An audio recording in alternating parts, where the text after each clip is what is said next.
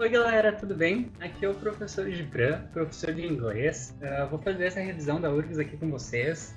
E nessa primeira aula eu vou começar falando um pouquinho sobre a estrutura da prova, a estrutura das questões, como é que tudo se organiza ali dentro daquela prova, para entender o que a prova está esperando da gente.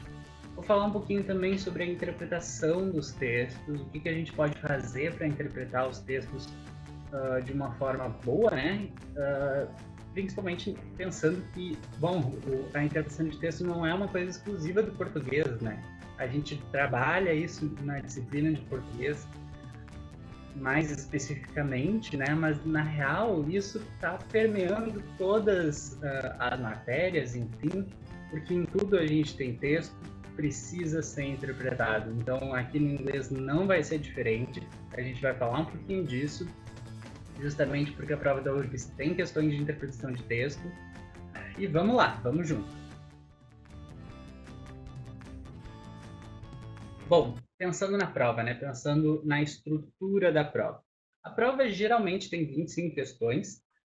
Nesse ano, tão atípico, uma prova típica também, a gente vai ter 15 questões de cada matéria. Mas, seguindo a lógica da URGS, a gente tem 3 textos, né, na prova de inglês, assim como a gente tem 3 textos em português, por exemplo, a gente vai ter esses 3 textos na prova de inglês, e um deles vai ser de um gênero mais ligado à oralidade, mais ligado à fala, né, como discursos, por exemplo, ou a poesia, né, que é uma coisa declamada, então que tem o elemento da voz e da oralidade muito presente ali, né. Só para a gente manter, ficar todos na mesma página, né? O que é gênero? O que eu estou querendo dizer quando eu falo de gênero? Bom, um gênero textual é um tipo de texto, é uma forma, um modo como um texto se apresenta para mim, que pode ser artigos, notícias, romances, contos, receitas de bolo, tweets, mensagens no WhatsApp. Tudo isso são gêneros, gêneros textuais, né? E cada gênero textual tem uma estrutura muito própria, uma estrutura que ajuda a caracterizar aquele gênero e a diferir um gênero do outro.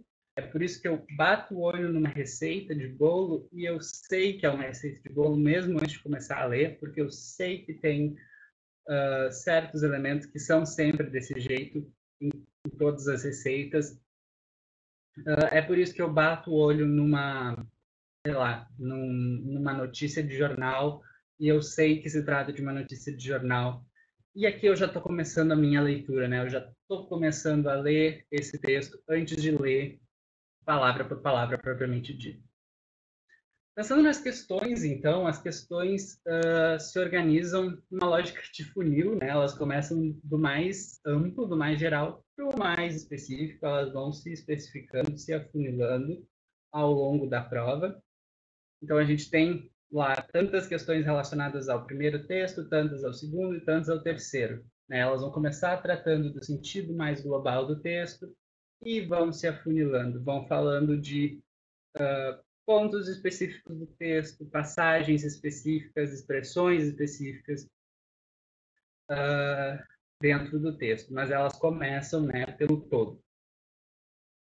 E, bom, nesses 3 textos, né, que a gente tem, as questões que forem relativas ao primeiro e ao segundo, elas trazem tanto as instruções da questão quanto as alternativas em português. Isso já nos ajuda, né? Já é uma coisa boa, né, ter uma parte da prova de inglês em português, enfim, mas daí aquela terceira parte, né, as questões relacionadas ao terceiro texto trazem as instruções e as alternativas escritas em inglês. Então isso é uma coisa importante da gente já ter em mente, né, para não se surpreender quando se deparar com aquilo, e já ter isso, né, já esperar isso da prova.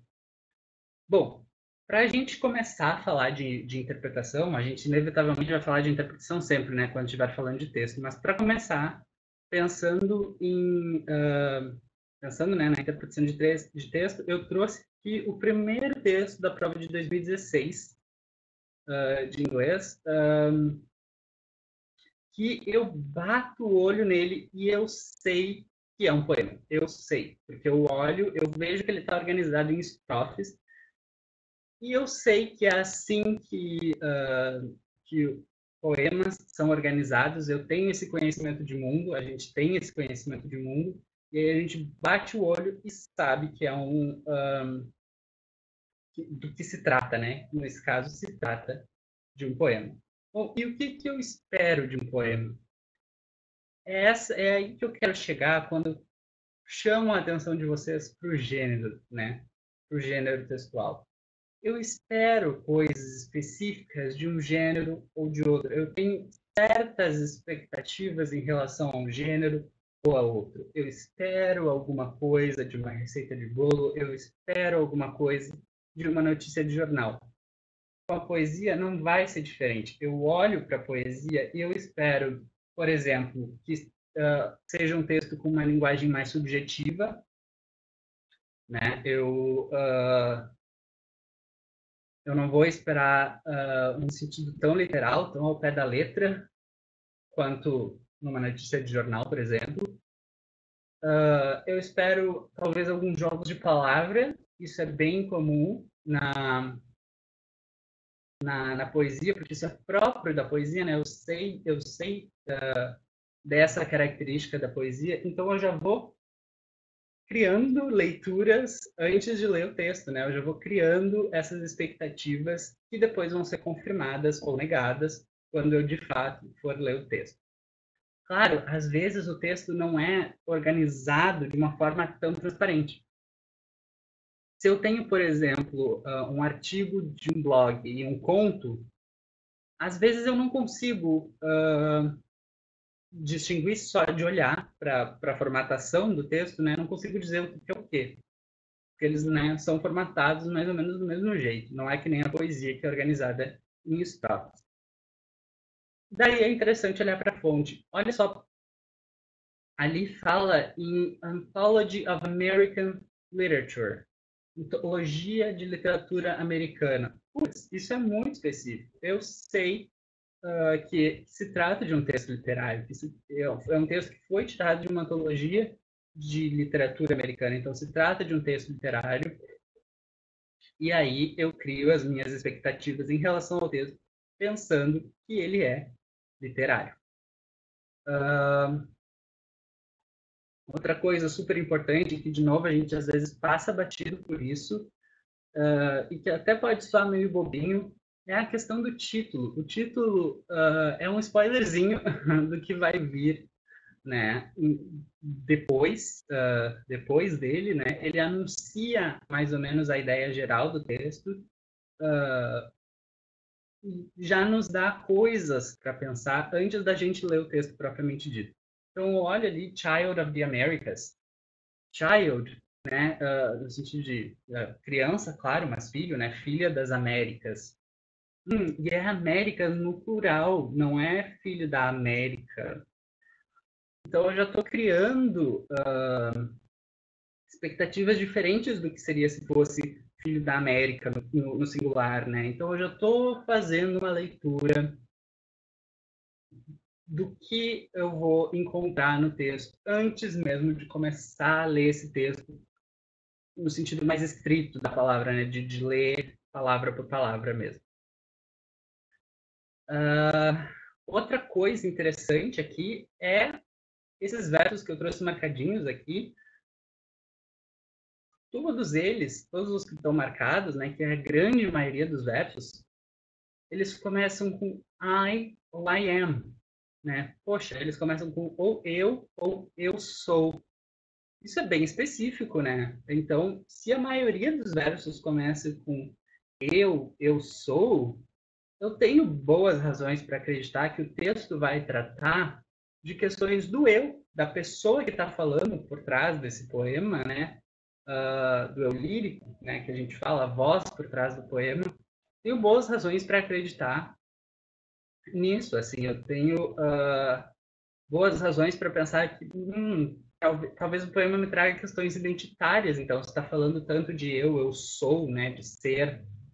Então eu já estou criando expectativas de novo a respeito daquele texto, graças ao que é recorrente no texto, ao que é abundante no texto. Então, tem todas esses começos assim com I am, isso já está me dizendo alguma coisa, né? Não é à toa que isso está colocado ali.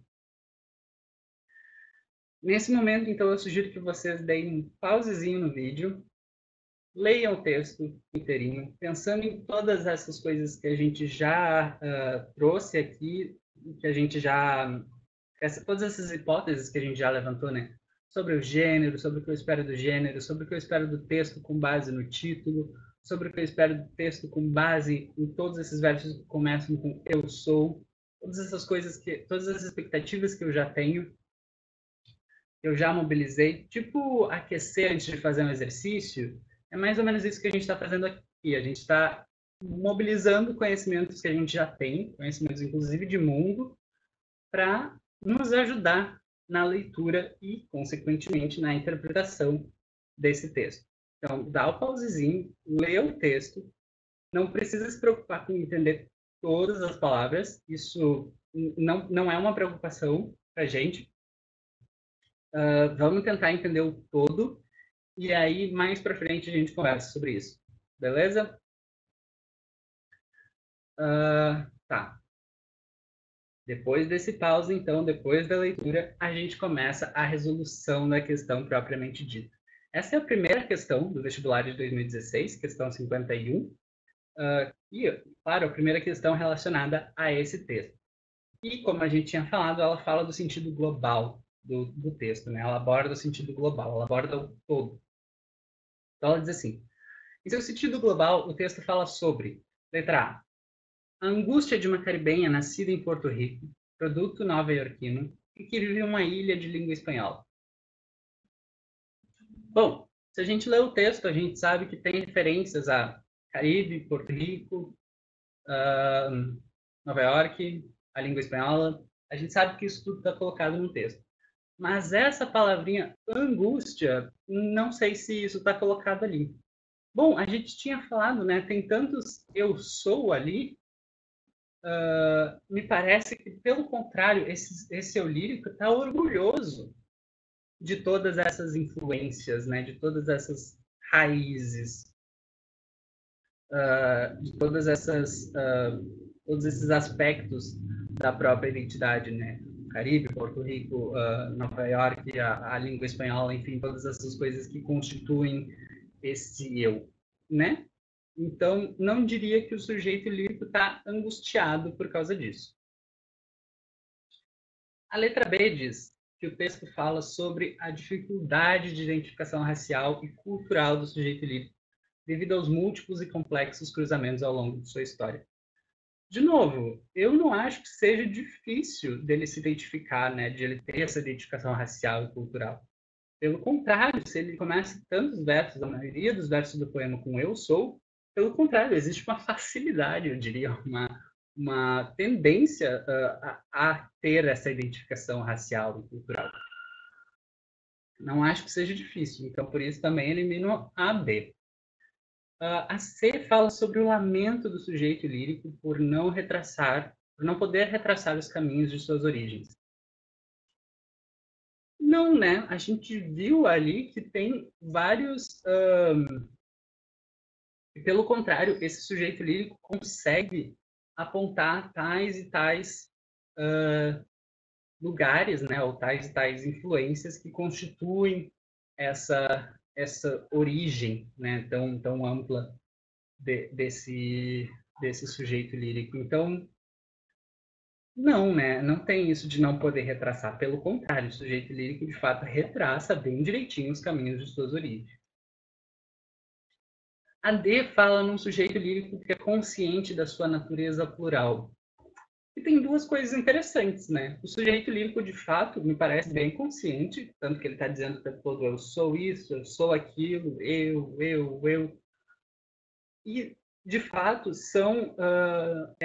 ele está falando de uma identidade constituída de várias facetas diferentes, né? É uma natureza plural, uma natureza múltipla, né? A gente pode pensar uma natureza que não se limita a uma nacionalidade específica que é influenciada por várias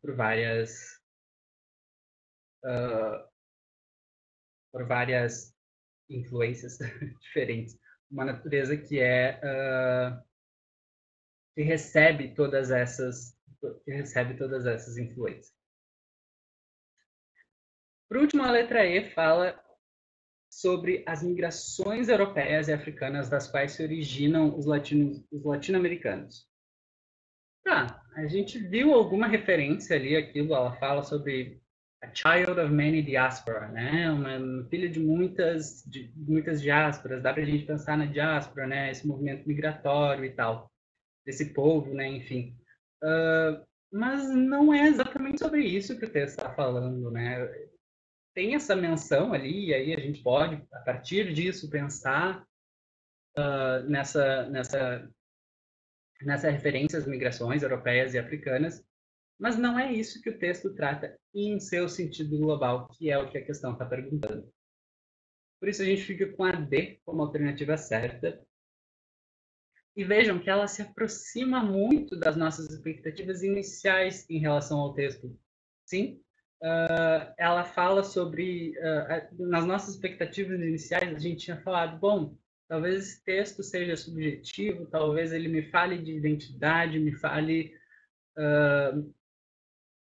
de uma identidade plural, me fale de um eu por trás desse poema, e de fato é o que está colocado aqui, né? De fato é o que está presente. A gente leu o texto, claro, ter essas expectativas iniciais não significa que a gente não vai ler o texto. A gente deve, para poder confirmar ou negar essas expectativas.